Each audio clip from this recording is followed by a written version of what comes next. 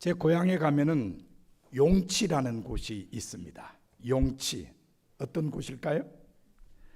용이 하늘로 올라간 곳이라고 합니다. 아무도 용이 하늘로 올라간 건 보지는 못했습니다만은 이름은 용치 분명합니다. 근데 용치는 석회암 지역이었습니다. 그래서 큰 동굴이 하나 있었습니다. 동굴 앞에 넓은 공터가 있었는데 약간 안쪽으로 들어가 있어서 비가 와도 피할 수 있는 곳이었습니다. 이곳에서 매일 오후에 사람들이 모여서 운동을 했습니다. 지금은 태권도라는 단어로 통일했지만 그 당시에는 당수라고 불리던 운동을 한 사람들이었습니다. 당수를 아는 사람들은 그곳을 아주 특별한 장소로 생각했습니다.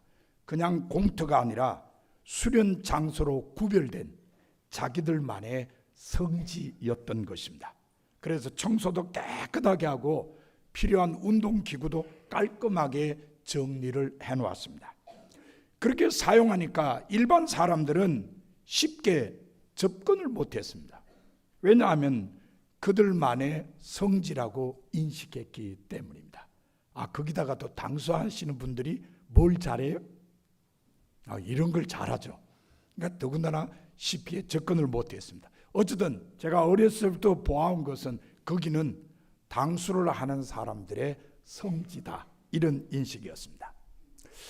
신학교에 입학해서 보니까 목사님들에게도 성지가 있더라고요. 어떤 분에게는 파주에 있는 오살리 기도원이 성지였습니다. 어떤 분에게는 청평에 있는 하늘산 기도원이 성지였습니다. 어떤 분에게는 수원에 있는 흰돌산 기도원이 성지였습니다.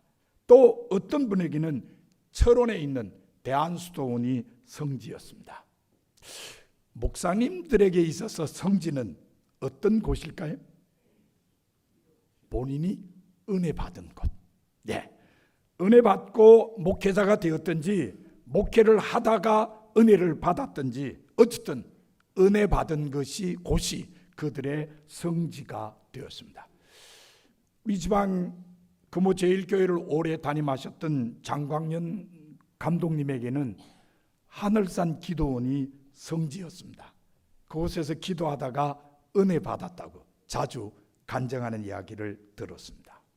그런데 놀랍게도 성서에도 개인과 관련된 성지가 나옵니다. 성서학자들은 이 성지들을 하나님께 제사를 지내던 곳이었기 때문에 성소라고 부릅니다. 헤브론은 아브라함의 성소이고 브엘세바는 이삭의 성소이며 베델은 야곱의 성소라고 부르는 것입니다. 야곱의 성소로 알려진 베델은 예루살렘 다음으로 성서에 많이 등장하는 지명입니다. 예루살렘이 등장하기 이전에는 가장 중요한 장소였습니다. 예루살렘이 등장한 이후에도 남북 왕국 시대에는 북왕국에서 가장 중요한 성소가 베델이었습니다. 그렇다면 이렇게 중요한 곳인 베델이 왜 야곱의 성소로 불리게 되었을까요? 실제 야곱의 삶의 중심은 베델이 아니라 브엘세바였습니다. 그런데도 베델이 야곱의 성소로 불려지게 되었습니다. 그 이유가 뭘까요? 첫 번째 이유는 야곱이 베델에서 하나님을 체험했기 때문입니다. 오늘 본문은 야곱이 부모님과 함께 살던 브엘세바를 떠나서 외삼촌이 사는 하란으로 가다가 해가 져서 한 곳에서 유숙하면서 일어난 일을 소개하고 있습니다. 이곳의 원래 이름은 루스였습니다. 그런데 야곱에 의해서 벳엘, 곧 하나님의 집이라고 이름이 붙여진 곳입니다. 히브리어 단어 하나 공부할까요? 벳, 이건 집이고요. 엘, 하나님입니다. 그래서 벳엘 그러면 뒤에서부터 하나님의 집, 이런 뜻입니다.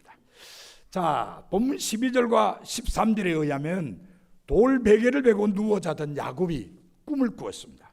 꿈속에 사닥다리가 땅 위에 섰는데 그 꼭대기가 하늘에 닿았고 하나님의 사자들이 그 위에서 오르락 내리락 했습니다. 그리고 그 위에 하나님이 서 계셨습니다. 야곱은 이 체험을 통해 하나님이 자기와 함께 하심을 확신했습니다. 그래서 본문 16절을 보면 잠에서 깨어난 야곱은 여호와께서 과연 여기 계시거늘 내가 알지 못하였도다라고 고백했습니다. 결국 베델이 야곱의 성소가 된 것은 야곱이 베델에서 하나님을 체험했기 때문이었습니다. 하나님을 체험한 장소가 성소가 된 것입니다. 이사야 6장에 보면 하나님께서 이사야를 예언자로 부르신 이야기가 기록되어 있습니다. 때는 남왕국 유다를 다스리던 우시야 왕이 죽던 해였습니다. 이사야는 높이 들린 보좌에 앉아 계시는 주님을 배웠습니다. 주님의 옷자락은 성전에 가득 차 있었고 주님 위로는 스랍들이 서 있었습니다. 스랍들은 큰 소리로 주님을 찬양하는 노래를 부르며 화답했습니다. 이 우렁찬 노래 소리에 문지방의 터가 흔들리고 성전에는 연기가 가득했습니다. 여기까지 환상을 보던 이사야는 이렇게 부르짖었습니다. 화로다 나여 망하게 되었도다. 나는 입술이 부정한 사람이요 나는 부정한 백성 중에 거주하면서 만군의 여호와이신 왕을 배웠음이로다.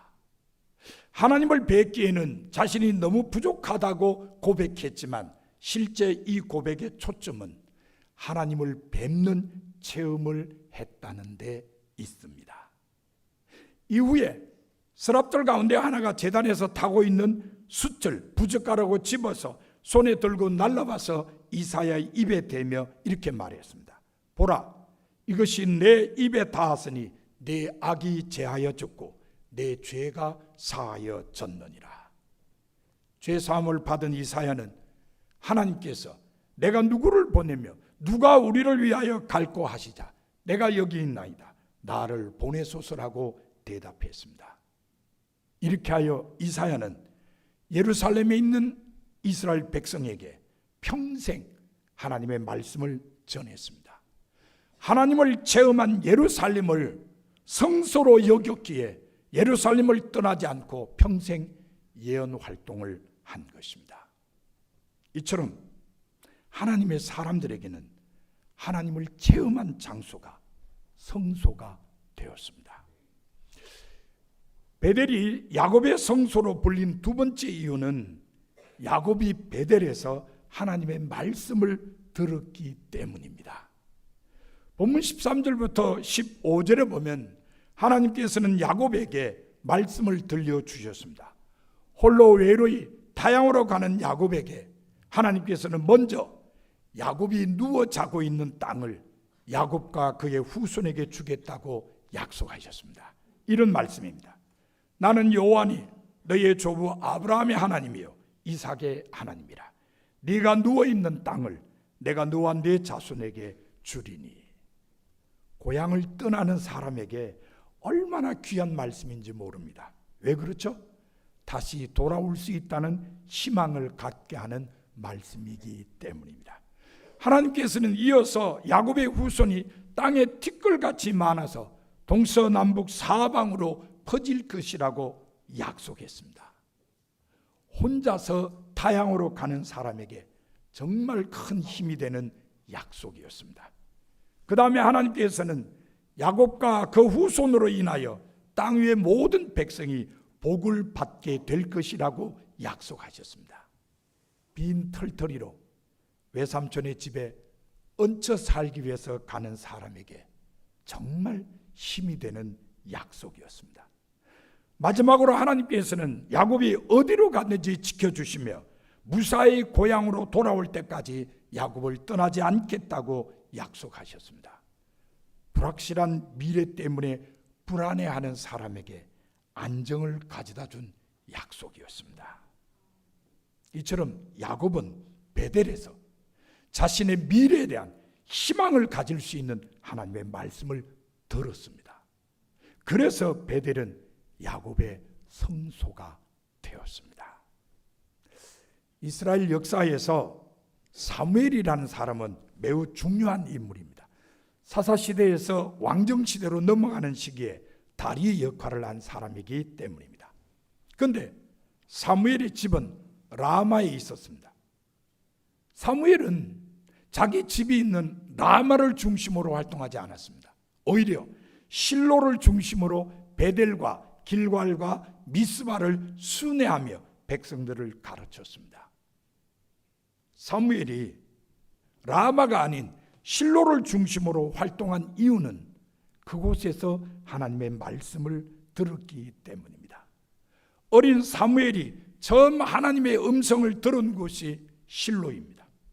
사무엘이 이스라엘의 지도자가 된 후에도 하나님께서 계속 말씀으로 자신을 나타내신 곳도 바로 실로였습니다. 사무엘은 하나님께서 음성을 들려주셨고 말씀으로 자신을 나타내신 곳이 실로였기 때문에 실로를 성소로 여기고 실로를 중심으로 활동한 것입니다. 이처럼 하나님의 사람들에게는 하나님의 말씀을 들은 장소가 성소가 되었습니다. 베델이 야곱의 성소가 된 세 번째 이유는 야곱이 베델에서 헌신을 결단했기 때문입니다. 본문 18절에 보면 야곱이 아침 일찍 일어나서 베개 삼아 벤 돌을 가져다가 기둥으로 세우고 그 위에 기름을 부었습니다. 그런데 22절에 보면 야곱은 자기가 다시 편안하게 돌아오게 되면 기둥으로 세운 돌이 하나님의 집이 될 것이며 하나님께서 주신 모든 것에서 10분 1을 반드시 하나님께 드리겠다고 결단했습니다. 자기를 다시 편안하게 돌아오게 하시면이라는 단서가 붙기는 했지만 야곱은 바로 베델에서 자신의 소유를 하나님의 영광을 위해 쓰겠다고 헌신의 결단을 했습니다. 바로 이런 헌신의 결단이 있은 장소가 베델이기에 베델은 야곱의 성소가 되었습니다. 마가복음 16장 6절과 7절에 보면 안식 후 첫날 해가 막 돋는 시간에 예수님의 무덤에 간 여인들은 흰옷을 입고 예수님 무덤 안에 있는 젊은 남자를 만났습니다. 그리고 그 사람으로부터 이런 말을 들었습니다. 놀라지 말라. 너희가 십자가에 못 박히신 나사렛 예수를 찾는구나. 그가 살아나셨고 여기 계시지 아니하니라. 보라, 그를 두었던 곳이니라. 가서 그의 제자들과 베드로에게 이르기를 예수께서 너희보다 먼저 갈릴리로 가시나니 전에 너희에게 말씀하신 대로 너희가 거기서 배우리라 하라.